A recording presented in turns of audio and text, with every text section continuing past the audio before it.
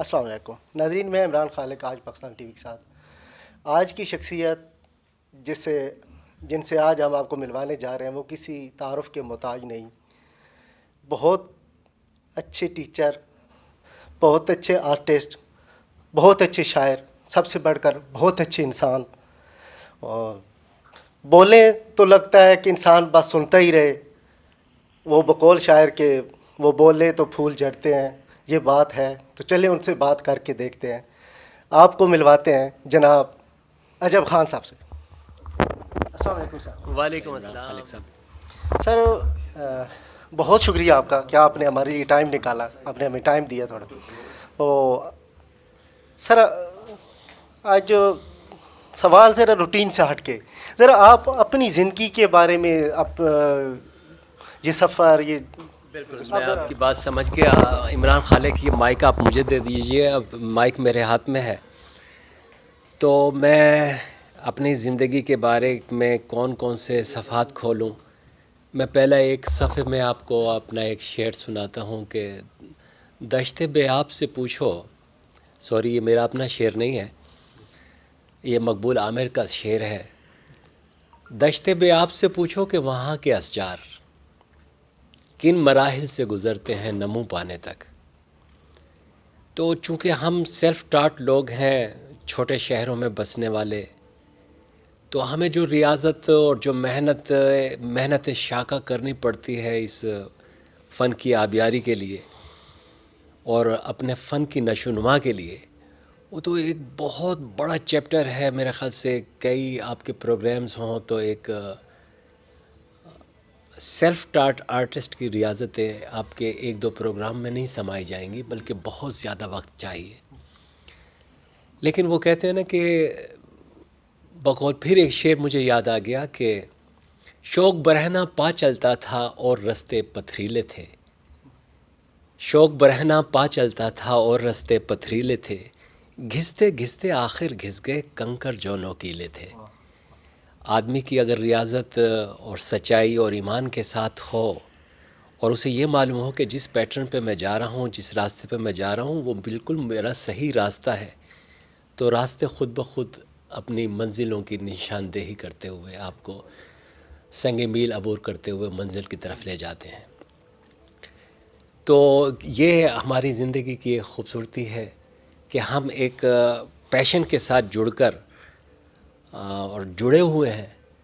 میں یہ سمجھتا ہوں کہ آرٹ کی جو دنیا ہے اس کے اندر منزل ہے ہی نہیں، ٹوٹل سنگ میل ہے. اور کہیں جب منزل آتی ہے تو بقول بہزاد لکھنوی کے کہ اے رہبر کامل چلنے کو تیار تو ہوں پر یاد رہے جب سامنے منزل آ جائے اس وقت مجھے بھٹکا دینا جب سامنے منزل آ جائے. تو ہم وہ لوگ ہیں جو کسی ایک سنگ میل پر پہنچ کر اسے منزل کبھی نہیں گردانتے. جی سر ریٹائرمنٹ کے بعد آپ فل ٹائم اسی اچھا، لطف کی بات یہ ہے کہ میں اپنے آپ کو، ایک تو سیدھی سی بات ہے، اب ہمارے اس قبیلے کے اندر بہت سے لوگ ٹیچنگ سے وابستہ ہیں. ٹیچر کبھی بھی ریٹائرڈ نہیں ہوتا، ماشاء اللہ وہ کبھی بھی ریٹائرڈ نہیں ہوتا. وہ اس کی ٹیچنگ کا سلسلہ ساری زندگی، بس وہ تو یا تو بس پیدا ہوتا ہے اور پھر مرتا ہے، بس یہ اس کی وہ ہوتی ہے. باقی وہ آخری دم تک ہی ٹیچر رہتا ہے. ٹیچنگ سے وابستہ تھے تو ٹیچنگ سے آپ کو یہ شوق کیسے پیدا ہوا؟ آپ اس طرف کیسے آئے؟ جی. تو آپ اچھا، کیا لطف کی بات یہ ہے عمران خالق صاحب، یہ انہیریٹڈ ہوتی ہے، بچپن سے ہی تھا معاملہ. مجھے اچھے طریقے سے یاد ہے کہ جب ہم پرائمری اسکول میں پڑھتے تھے اور پرائمری اسکول میں جو تختیوں کے مقابلے ہوتے تھے بچوں کے درمیان میں، تو ہماری تختی ہمیشہ اساتذہ کے سامنے آتی تھی اور وہ کہتے تھے کہ جی ایسے لکھا جاتا ہے، جبکہ وہ ہمیں صرف قلمیں گھڑ کے دیا کرتے تھے اور وہ خط اور وہ نظام. اب یہ جانیے کہ یہ قدرت کی طرف سے عطا تھی کہ ہمارا خط بہت خوبصورت تھا. پھر چھوٹی چھوٹی سی مشقیں جو نہیں معلوم تھا کہ ہم کیا کر رہے ہیں. اپنی تختی کے چاروں طرف جو انگلیوں کے ساتھ نشان بنائے جاتے ہیں تو وہ نشان بھی ہمارے اتنے خوبصورت ہوتے تھے، اس میں ہم کوئی نہ کوئی چیز کریٹ کر لیا کرتے تھے. پھر اسی طریقے سے اب یہ چیزیں کہاں سے تھیں؟ یہ ہماری والدہ کی طرف سے تھی چیزیں. والدہ ہماری ایسے تھا کہ وہ مٹی گوندتی، پھر کاغذوں کو جمع کرتیں، کاغذوں کو بھگوتیں، ملتانی مٹی اس کے اندر گوندتیں اور ان سے وہ چیزیں بناتی، اور اس سے وہ بہت خوبصورت سے برتن بناتی جو برتنے کے برتن ہوتے تھے. یعنی آٹا جو ہوتا ہے اس کی رہی، ایک خاص لفظ استعمال ہوتا ہے رہی کے لیے، تو وہ باقاعدہ اس کی ایک ٹوکری بنائی جاتی.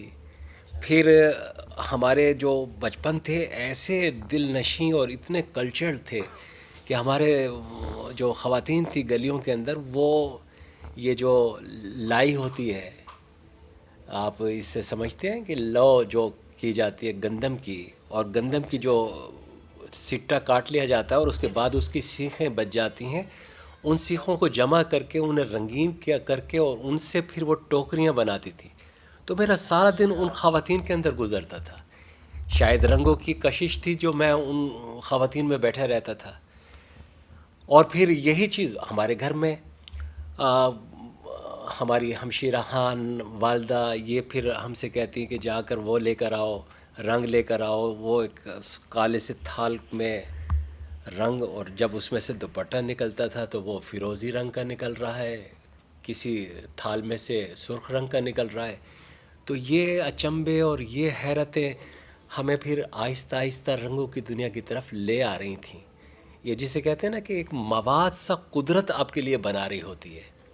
تو یہ سب چیزیں پھر ہمیں کوئی کانسیپٹ نہیں تھا کہ برش کیا ہوتا ہے، قلم کیا ہوتی ہے، رنگ کیا ہوتے ہیں. جب ہم پرائمری اسکول سے ہائی اسکول میں پہنچے 5ویں کلاس میں، تو 5ویں کلاس میں ہمیں بڑی بڑی دیواریں ملی. اب ان دیواروں کو منزہ کرنا اور خوبصورت بنانا، ہم یہ جو تھگڑی مینس یعنی کترن، کپڑوں کی کترن، انہیں مطلب ہے ایسے اس کی قلم کسی صورت بناتے، تہ بناتے، اور اس سے خوش آمدید لکھتے، خدا حافظ لکھتے، اس کے شیڈز لگاتے. بازاروں میں تو جیسے جان کیڈی کہتے ہیں نا کہ ایجوکیشن جو ہے وہ آپ کے معاشرے کے اندر پھیلی ہوئی ہے، آپ کی آنکھیں کھلی ہونی چاہیے. جب ہم بازار میں دیکھتے کہ ایک اچھا سائن بورڈ ہے، اس کے شیڈز لگے ہوئے ہیں، تو ویسے کے ویسے شیڈز پھر ہم خوش آمدید کے ساتھ لگاتے، خدا حافظ کے ساتھ، علم بڑی دولت کے ساتھ. تو یہ شروعات تھی ہماری. پھر آہستہ آہستہ جب ہم تھوڑے سے بڑے ہوتے گئے تو اس قسم کا یہ سلسلہ بڑھتا چلا گیا. پھر ہمیں یہ بھی ہے کہ ہمیں ایک استاد صاحب نے، اللہ تعالیٰ انہیں غریق رحمت فرمائے، ہمیں صرف اس بات پہ مار دی کہ آپ کی لائن سیدھی کیوں ہے، آپ نے فٹا استعمال کیا ہے، یعنی کہ پیمانہ استعمال کیا ہے. ہم ان سے قسمیں کھا رہے ہیں، دھرم کھا رہے ہیں، لیکن وہ نہیں مانے. لیکن ایک دن جب انہوں نے ہمیں لکھتے ہوا دیکھا تو کہا کہ یار واقعی آپ تو آرٹسٹ ہو، کہ آپ نے واقعی اپنی وہ پرانی جو مار جو انہوں نے ہمیں پینسل لگا کے ایسے یوں گھمائی تھی، ایسے جو مارا تھا، جی، تو وہ گویا کہ اب تک وہ ان کی گھمائی ہوئی پینسل اب تک میرے اس انگلیوں میں گھوم رہی ہے. اللہ انہیں غریق رحمت کرے. میں اب یہ کہتا ہوں کہ کاش انہوں نے 2 مرتبہ اور پھیلائی ہوتی تو میں بائیں ہاتھ سے بھی کام کر لیتا. تو شاعر بھی بچپن سے ہی تھا. یہ اصل میں بات یہ ہے کہ یہ جو شاعر ہے، میرے خیال سے شاید فنون لطیفہ کے جو لوگ ہوتے ہیں نا، کہ ان کے اندر تمام چیزیں ہوتی ہیں. ڈرامہ ان کے اندر ہوتا ہے، میوزک ان کے اندر ہوتی ہے، افسانہ ان کے اندر ہوتا ہے، رائٹر یہ ہوتے ہیں، پتہ نہیں کیا کیا چیزیں ہوتے ہیں. میں ابھی ایک انٹرویو سن رہا تھا زید بخاری صاحب کی، ایک بڑی خوبصورت سی بات آئی. ضیاء محی الدین صاحب نے ان سے پوچھا کہ آپ سر یہ چیزیں ہوں. اس نے کہا میں بہت سب کچھ ہوں لیکن میں ایک انسان بننا چاہتا ہوں. ماشاءاللہ سر، بہت خوبصورت بات. تو میں بھی وہی بات دہراؤں گا زید بخاری والی، کہ سب کچھ ہونے کے باوجود کہیں انسان ہے جسے میں ڈھونڈ رہا ہوں اپنے اندر، وہ مل جائے. اچھا سر، آپ کی پینٹنگز ماشاءاللہ آپ تو ملک سے باہر، اور یہ نام آپ کسی تعارف کا محتاج نہیں ہے، تو بتائیں گے کہ یہ آپ کی نمائشوں، دیکھیں ہر فنکار کی زندگی میں ایک شروعات ہوتی ہے، تو آپ کی یہ نمائشوں کا سلسلہ کہاں سے شروع ہوا، کب سے؟ دیکھیں نمائشوں کا سلسلہ تو ہے میرا 94 سے، 94 में हमारा जो KPK का एक मरकज़ी शहर है पेशावर, वहाँ आबासीन आर्ट्स कौंसिल है, वहाँ मतलब हमारी पार्टिसिपेशन रही। लेकिन साथ साथ ये था कि वन मैन शो के अंदर जितनी भी खूबसूरतियाँ होती हैं एक आर्टिस्ट की, जितनी भी तनकीद है एक आर्टिस्ट की, जितनी सताइश होती है उसी एक आर्टिस्ट को मिलती है। मैं अपने तमाम दोस्तों से भी यही कहता हूँ कि वन मैन शो पे ज़्यादा फोकस करें। ग्रुप शोज़ के अंदर एक चाहने वाले की, एक देखने वाले की तवज्जो भी डिवाइड हो जाती है। तो मेरा फोकस हमेशा वन मैन शो पे रहा। वन मैन शो की तरतीब जो है, यूँ तो इससे पहले मैं कई शोज़ कर चुका था, लेकिन वन मैन शो का आगाज़ जो है मैंने 2005 से शुरू किया, और कराची में मैं फिर गया वहाँ कराची। तो इसके पीछे भी एक बड़ी खूबसूरत सी कहानी है कि मैंने अपनी बीवी को एक प्लाट गिफ्ट किया था पैसे जोड़ के। तो मैंने वो प्लाट बेचा, फ्रेम बनवाए, मैं कराची पहुंच गया, जाके वहाँ पे मुख्तलिफ़ गैलरीज़ को अपना काम दिखाया। फिर एक गैलरी जिसका नाम कुंज आर्ट गैलरी है, अब उसकी ख़बर कैसे हुई कि ज़ाहिर है कि जब आप जिस फील्ड के साथ ताल्लुक़ रखते हों तो वहाँ अपने फील्ड वाले लोगों के ब्रोशर्स जो आते हैं, मैं लाहौर पहुँचता, इस्लामाबाद पहुँचता, इस्लामाबाद नेशनल आर्ट गैलरी से मैंने पूरे आर्टिस्टों की डायरेक्टरी ख़रीद ली, कहाँ कौन से मौके पे कौन सा आर्टिस्ट है, मैं उनकी सलाम के लिए वहाँ पहुँचता। तो ऐसी ब्रोशर्स की बहुत बड़ी तादाद मेरे पास होती थी। तो उसमें मैं कुंज आर्ट गैलरी का नाम पढ़ता, क्लिफ्टन आर्ट गैलरी का नाम पढ़ता, चौकंडी का नाम पढ़ता। तो ये बड़ी गैलरीज थी, इंडस आर्ट गैलरी, अली इमाम साहब की गैलरी। तो इन तमाम गैलरीज तक मैंने रसाई हासिल की।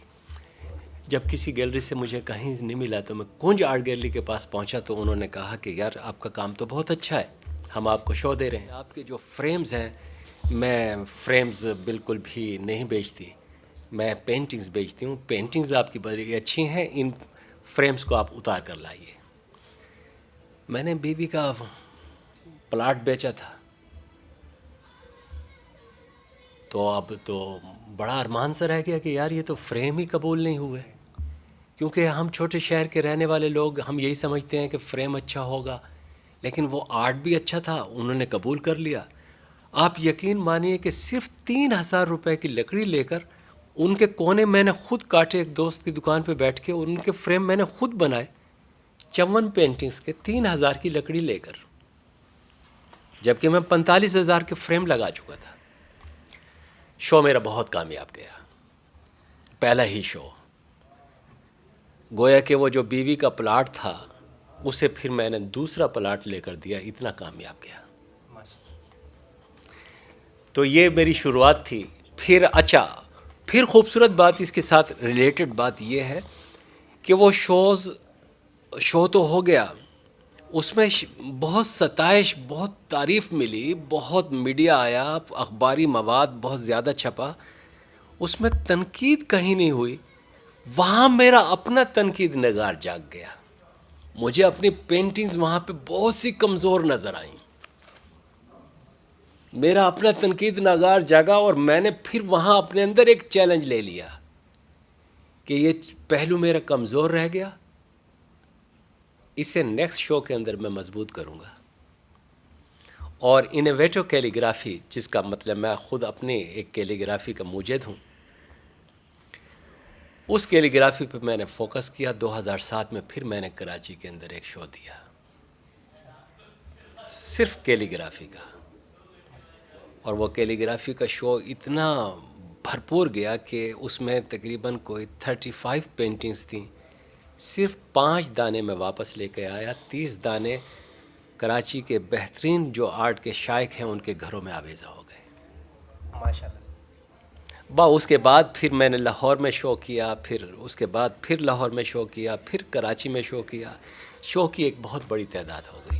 सर अब तो नाम ही काफ़ी है, फिर वही बात, बस तो नाम काम करने वाले हैं जो उसने हमें तौफीक अता की है।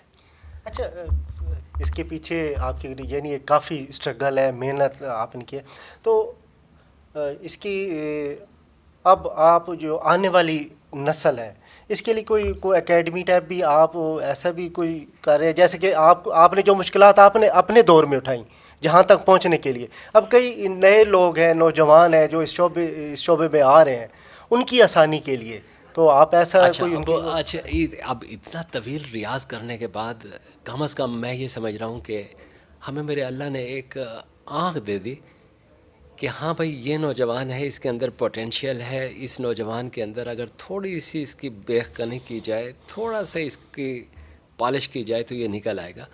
اب ذرا یہ اس ٹائپ کی سلیکشن ہمارے پاس آ گئی ہے.